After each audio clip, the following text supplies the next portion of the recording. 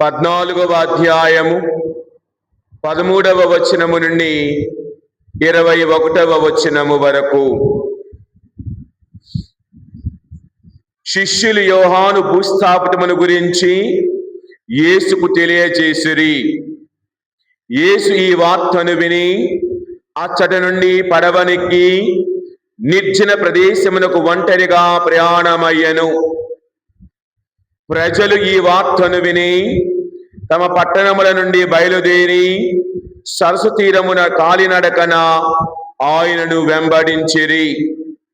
యేసు ఒడ్డునకు చేరి గొప్ప జన సమూహములను చూచి జాలిపడి వారిలోని వ్యాధిగ్రస్తులను స్వస్థపరచెను.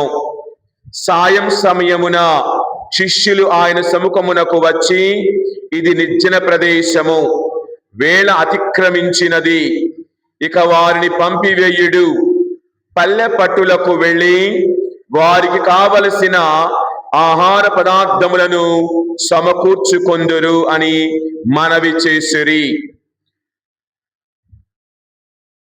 అప్పుడు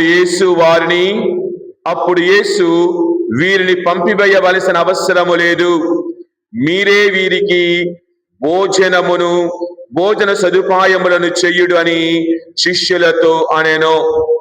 మా వద్ద 5 రొట్టెలు 2 చేపలు తప్ప మరేమియూ లేవు అని వారు ప్రత్యుత్తరమిచ్చిరి.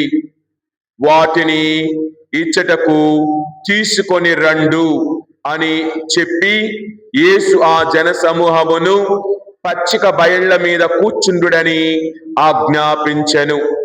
ఆ 5 రొట్టెలను 2 చేపలను తీసుకొని ఆకాశం వైపు చూచి వాటిని ఆశీర్వదించి త్రుంచి శిష్యులకు ఇచ్చెను. వారు వాటిని ప్రజలకు పంచిపెట్టిరి.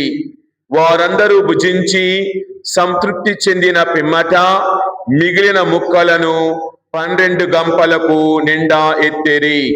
భుజించి సంతృప్తి చెందిన వారిలో స్త్రీలు పిల్లలు కాక దాదాపు 5,000 మంది పురుషులు ఉన్నారు. ఇది క్రీస్తు సువార్త.